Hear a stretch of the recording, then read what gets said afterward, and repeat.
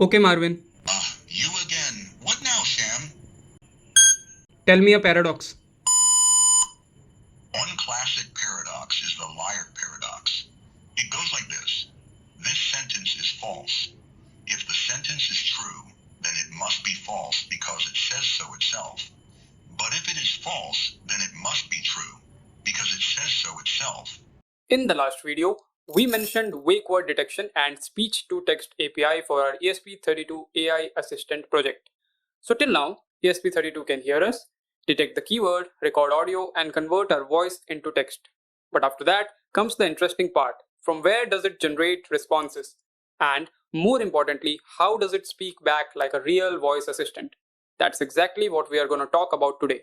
Namaste and welcome back to Avinashee Tech.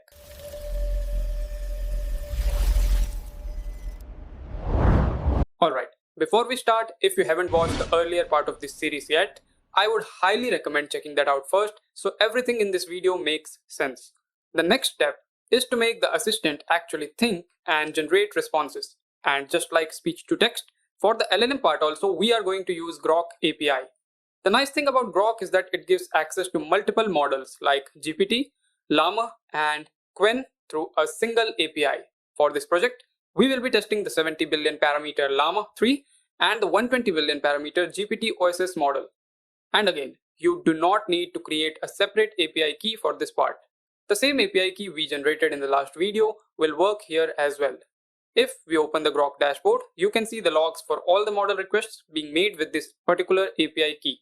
Now, about the models. I don't think anyone is unfamiliar with generative AI anymore. It has become part of our daily lives, whether it's writing social media posts, finding answers to questions, debugging code, or simply creating memes. Chances are you have used generative AI at some point of time. LLMs or large language models are one category within the generative AI.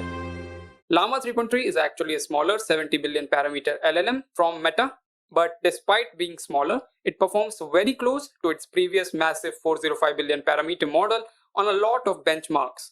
Apart from English, it supports multiple other languages, including Hindi. Maybe I'll test Hindi in future, but for now, English it is. Architecture-wise, Llama 3.3 uses a dense transform architecture where all parameters participate during inference.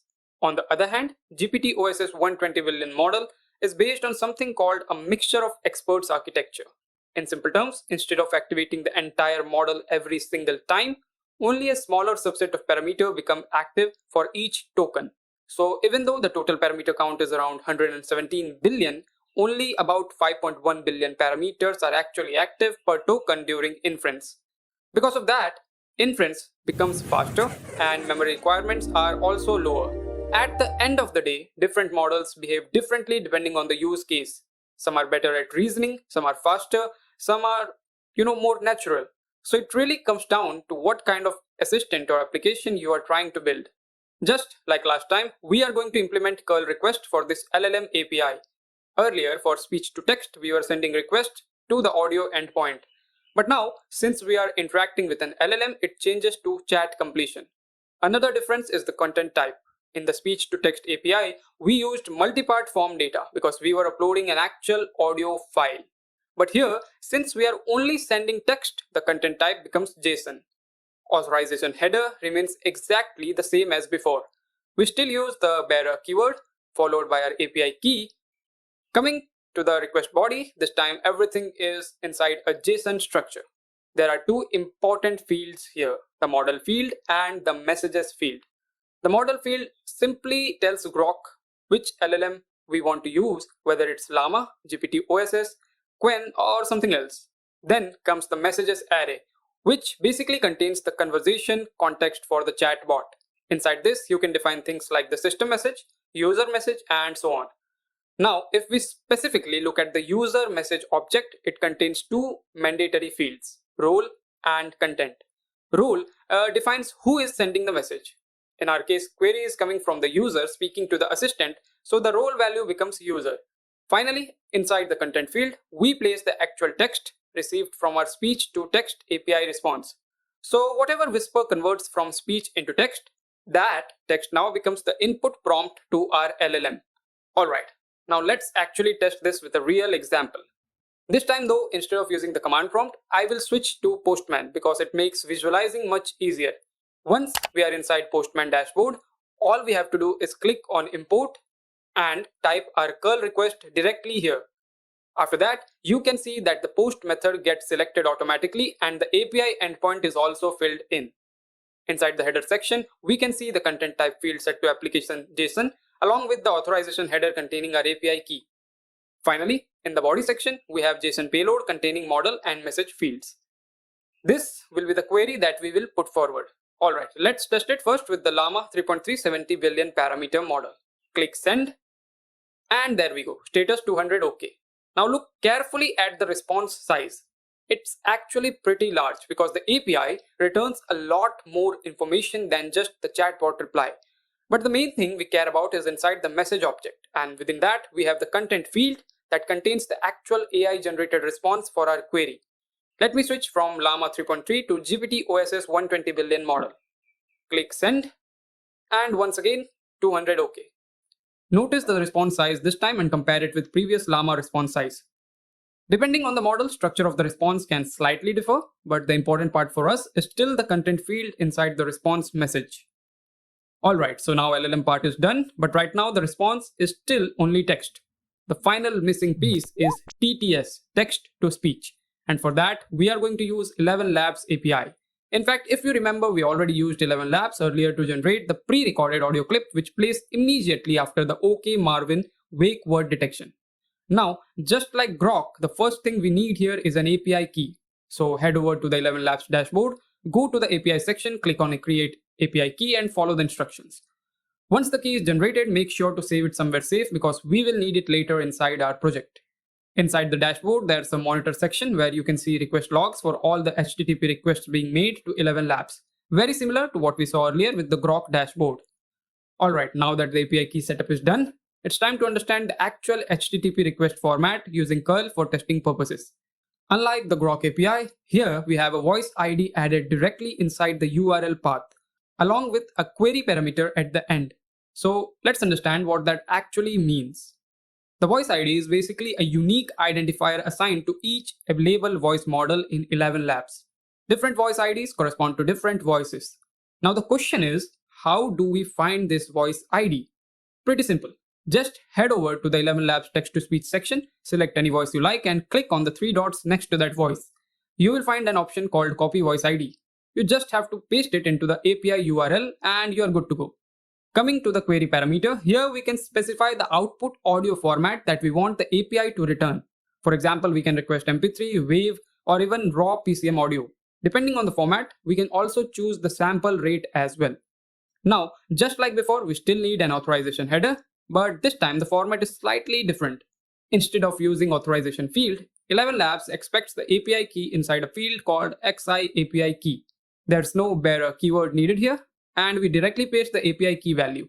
The content type again remains application JSON because we are sending everything as JSON data, and if we look at the request body, the text field is mandatory.